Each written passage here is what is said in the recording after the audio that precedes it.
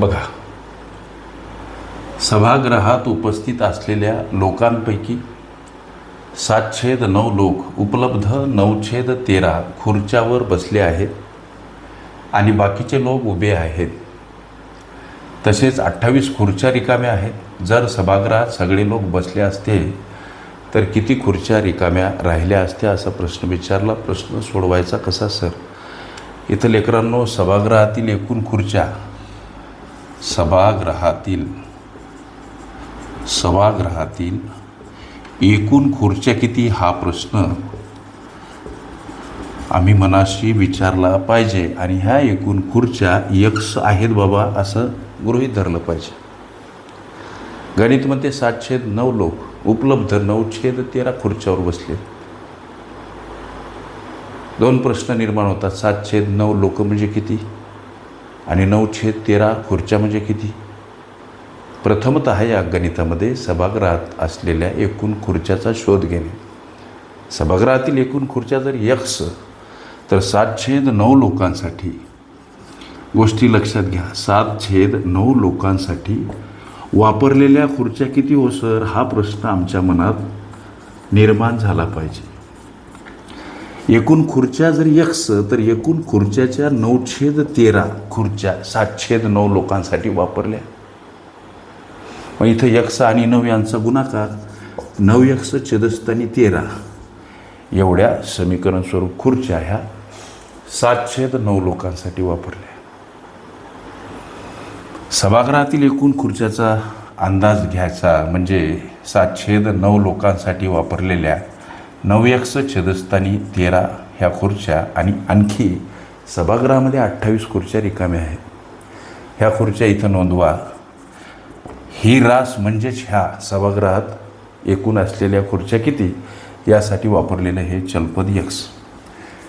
याची सोडवण करा लेकरांनो. 9x छेदस्थानी 13 आता या x कड जाताना हे 28 वजा स्वरूपात का दाखवायचे? संख्या परस्पर विरुद्ध बाजूने जाताना एखाद्या पदासोबत अधिक असेल वजा वजा असेल अधिक, गुणिला असेल भागिला भागिला असेल गुणिला, अंशस्थानी असेल छेदस्थानी छेदस्थानी असेल अंशस्थानी मांडावीच लागते. हे काही प्रत्येक प्रश्नाला असलेले गुणधर्म आम्ही पक्के पाठ केले पाहिजे, लिहून घेतले पाहिजे.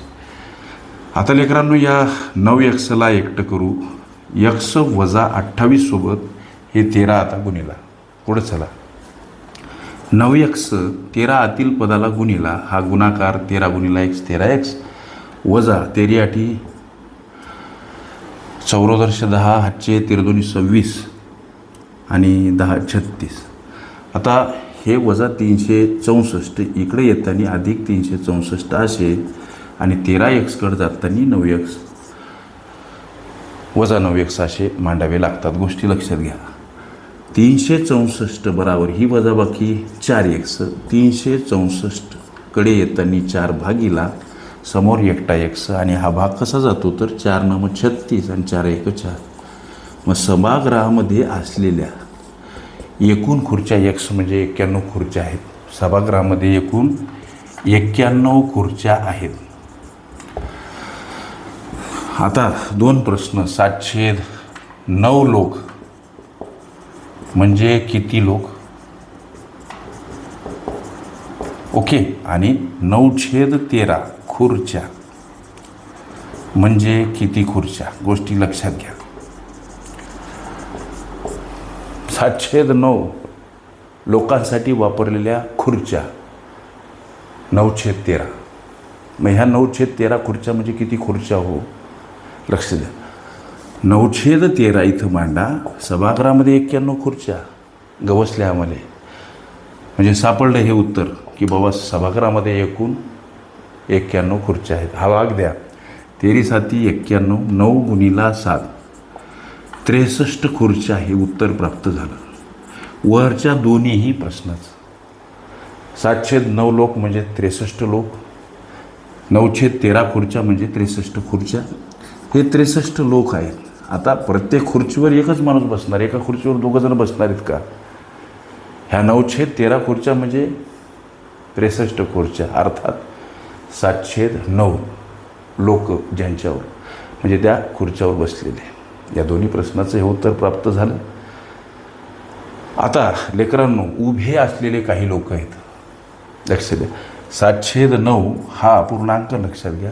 लोकांचा जो काही तिथं गर्दी असेल, माणसांची तिथं जी काही गर्दी असेल, त्या माणसांच्या भागाला इथं छेदस्थानी 9, म्हणजे माणसाचे त्या सभागृहामध्ये असलेले एकूण भाग 9 पैकी 7 भाग लोक खुर्च्यावर बसलेत.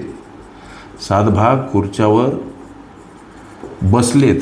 सभागृहात जमलेल्या एकूण माणसाचे भाग, सभागृहात जमलेले सभागृहातील एकूण माणसाचे भाग, एकूण माणसांचे हे भाग आहेत 9. 9 पैकी 7 भाग लोक खुर्च्यावर बसले. हे 7 भाग लोक म्हणजेच 63 लोक 63 खुर्च्यावर बसलेले. मग आता उभे असलेले लोक किती? तर या 9मधून 7 वजा करा. 2 भाग लोक उभे. हे 2 भाग लोक म्हणजे उभे आहेत. मग हे 2 भाग म्हणजे कसे मांडायचे? तर 9 भागातील 2 भाग उभे आहेत. गोष्टी लक्षात घ्या, हे तुमच्या लक्षात येत असावं. 7/9 लोक जर खुर्च्यावर बसले तर सरळ सरळे 2/9 लोक उभे. मग आता हे 2/9 लोक किती बाबा? इथं लोक मांडा आणि इथं प्रत्यक्ष व्यक्ती, प्रत्यक्ष व्यक्ती. 7/9 म्हणजे 63 लोक, तर 2/9 म्हणजे किती लोक? हा प्रश्न मनाशी करा. सोडवण करत असताना त्रैराशिक पद्धतीचा, अर्थात तिरप्या गुणाकारानं सोडवण करा. म्हणजे 2/9चा गुणाकार 63 सोबत आणि छेदस्थानी 7/9 घ्या. हे प्रश्नचिन्ह इकडे घेतलं तरी चालते. लेकरांनो, हा आहे संयुक्त अपूर्णांक. संयुक्त अपूर्णांकाची सोडवण करत असताना संयुक्त अपूर्णांकाच्या छेदातील छेद हा अंशामध्ये गुणीला घ्यावा लागतो. हे गुणधर्म पाठ करा, लक्षात ठेवा. म्हणजे 2/9 याच्यासोबत गुणीला 63. आता हे 9 इथं गुणीला. आता खाली राहिले फक्त 7. या 9साठी हे 9 खालास होतात लेकरांनो. आणि 7×9 63. मग आता हे 2 गुणीला 9 18 हे जे प्राप्त झालेलं उत्तर आहे हे 18 लोक. हे 18 लोक म्हणजेच उभे असलेले 2/9 लोक. लक्षात आलं ना तुमच्या? प्रश्न विचारला, सगळे लोक जर खुर्च्यावर बसले असते तर किती खुर्च्या रिकाम्या राहिल्या असत्या? हा जो तुमचा प्रश्न आहे, तुमच्या प्रश्नाच्या आता उत्तराकडं पावलं. लक्ष द्या. 7/9 लोकांसाठी वापरलेल्या खुर्च्या किती येतो? हो, 63 खुर्च्या. ओके. 2/9 लोकांसाठी वापरलेल्या खुर्च्या किती असणार? 2/9 लोक म्हणजे हे 18 लोक. 18 लोकांसाठी लागणाऱ्या खुर्च्याही 18च राहणार ना. मग 2/9 लोकांसाठी 18 खुर्च्या लागणार. मग एकूण खुर्च्या किती लागणार? तर ही बेरीज 8 आणि 3 1101, हाचाला 1, 2 आणि 6 8. एकूण खुर्च्या सभागृहातील लोकांसाठी लागणाऱ्या एकूण खुर्च्या किती? 81 खुर्च्या. मात्र सभागृहामध्ये 91 खुर्च्या आहेत. प्रत्यक्ष 81 खुर्च्याचा वापर झाला. ही वजाबाकी 10 खुर्च्या रिकाम्या. तुमच्या प्रश्नाचं उत्तर काय? तर 10 खुर्च्या रिकाम्या. हे तुमच्या या विचारल्या प्रश्नाचं पुराणोत्तर. प्रश्न विचारला होता की जर सगळे लोक, सभागृहातील सगळे लोक जर खुर्च्यावर बसले तर किती खुर्च्या रिकाम्या राहतील? 10 खुर्च्या. हे तुमच्या विचारल्या प्रश्नाचं लेकरांनो उत्तर. ओके. संकीर्ण प्रश्नसंच ही माझी प्लेलिस्ट अवश्य बघा. त्यामध्ये विविध स्पर्धकांनी विविध अंगांनी विचारल्या संभाव्य अशा असंख्य प्रश्नांचा सराव तुम्हाला करता येईल. ओके.